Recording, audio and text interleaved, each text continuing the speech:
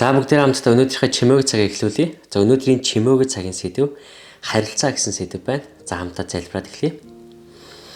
Эзэн минь бид өнөөдөр таны үгнээс суралцахаар ирлээ. Тэгээ та өөрийнхөө үгээр бидэнтэй ярьж таны үг бидэнд үнэхээр илчлэлт ойлголт өгөх болтугай гэж залбирч байна. Амен. Бусадтай харилцах нь амьдралын маань зүрхний цохилт мөн. Амьдралын олон гүйцэтгэх үүрэгтэй бид бусадтай харилцахгүй өдөр гэж маш ховор байдаг. Бид охин хүү, ээж, аав, эгч, ах, дүү, найз гэх мэт олон үүрэгтэй. Өөрсдийн гүйцэтгэх өөр үүргийн талаар бодох үедээ талархлын үе шатны талаар сайтар тунгаан бодцгоё. Амьдралдаа бурхнаар тавигдсан хүмүүсийн төлөө бид талархдаггүй. Тэдэнд талархаж буйгаа бид илэрхийлдэггүй. Магадгүй гэрлэлт тань хуучилсан байж болох юм. Олон жил найзалсан найзтайгаа та өрсөлдөөнтэй байж болох юм. Эсвэл магадгүй хүүхэдтэйгээ стресстэй харилцаанд та байгаа байж болох юм.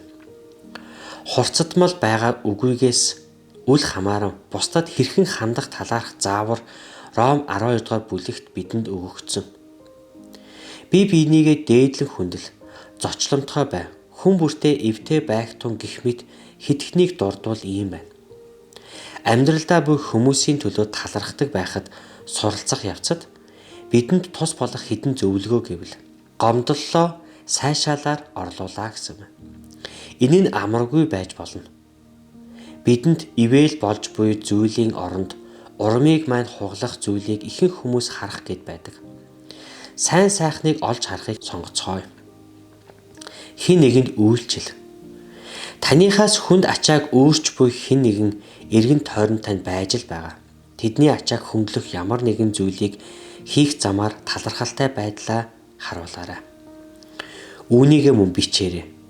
Таны амьдрал дах хүмүүсийн талаар талархаж буй зүйлээ бич. Үүнийг тэмдэглэл дээр бичээд 50 эсвэл 100 хүрмэгц тэдэнд жагсаалтыг нь үлдээгээрэй. Тэдний нүүр царайг нэг төсөөлөд үзтээ. Мөн зүгээр л баярлаа гэж хэл. Амьдралдаа буй бэлэг, ивэлүүдийг олж харах нүдтэй байх үедээ бид талархах маш олон зүйл байгааг олж хардаг. Тэгээд өдөр бүр хостоо хүүхэдтэй мөн дотны найздаа эсвэл өөр хэн нэгэнд талархал хэлээрэй. Цагийг хамгийн их хамт өнгөрүүлдэг хүмүүстэйгээ бид адилхан болдог гэж хэлдэг. Хувийн дотнох хүрээлэлдээ хэнийг оруулах маань талархалтай байдлын харилцаанд ч мөн нөлөөлдөг. Хинтээ цагийг өнгөрүүлэх дээрээ бодолтой байгаарай.